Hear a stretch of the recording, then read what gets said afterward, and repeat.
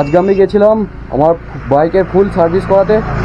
তো যখন শেষে বিল দেয়, বিল দেখে আমি নিজেই পুরো অবাক হয়ে গেছি যে এত টাকার বিল কি করে আসে, কি প্রবলেম হয়েছিল আমার বাইকে। স্কিপ না করে পুরো ভিডিওটা দেখো, নাহলে কিন্তু তোমাদের বাইকে এরকম সেম প্রবলেম আসতে পারে। তাই চলো ব্লগটা এখন শুরু করি।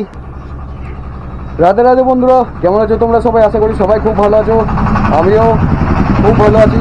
আমরা ছেলে, আমাদের মন খারাপ থাকলেও আমাদেরকে বলতে হয় যে আমরা ভালো আছি। তো যাই হোক, কোনো ব্যাপার না। তো এই হচ্ছে আমার রানি RS 200।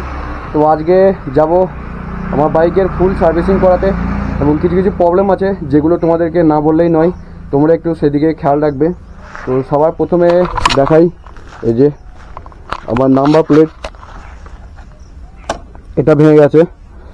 তো এটা কোনো সেরকম প্রবলেম না, প্রবলেম আসল হলো তোমাদেরকে দেখাই। এই যে এই জায়গাটাই, এই ভেতরে যখন আমি অ্যাক্সিডেন্ট করেছিলাম তখন এই যে গিয়ার লিভারটা ছেড়ে গেছিলো, এখান থেকে বেঁকে গেছিলো।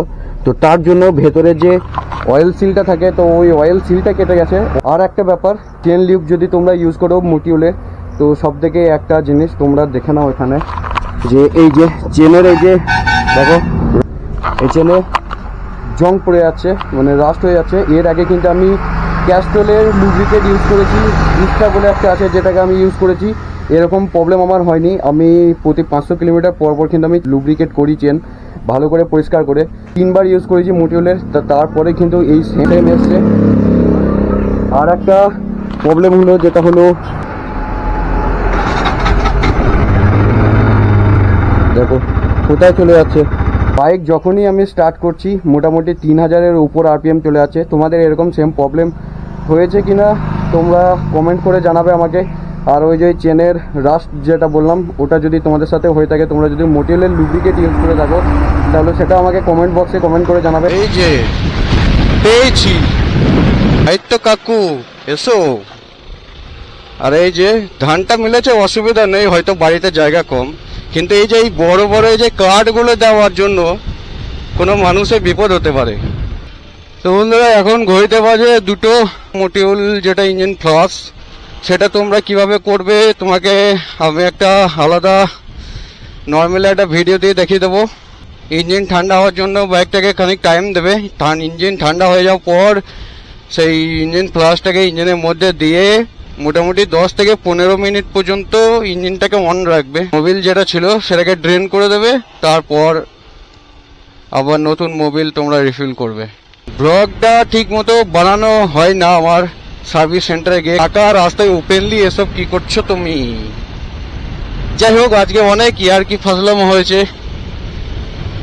গাড়ি মোটামুটি ভাই অনেকটা স্মুথ, ব্রেকের কাজ হয়েছে, ইঞ্জিন অয়েলের কাজ হলো, আর টুকটাক যেটা আর একটা জিনিস ছিল আমার নাম্বার প্লেটে যেটা, তো নাম্বার প্লেটে গার্ড যেটা আমি তোমাদেরকে দেখিয়েছিলাম, ফুললি মেটালের যেটা গার্ডটা লাগাবো বলেছিলাম, তো ওটা এমন একটা পজিশন হয়ে গেছে যে ভাই লাগছে না। সামনে আমাদের দেশের গর্ব, আমাদের ইন্ডিয়ান আর্মি।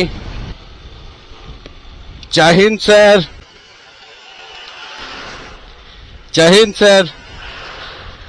অনেক ভালোবাসা এবং আশীর্বাদ আমাদের এই ইন্ডিয়ান আর্মির জন্য।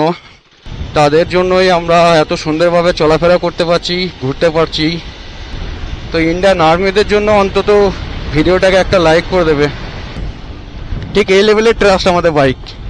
এটা মেয়ে না, ঠিক আছে, যে কাদার উপর দিয়ে চলে যাবে। চলো একটু ফাঁকা রাস্তা,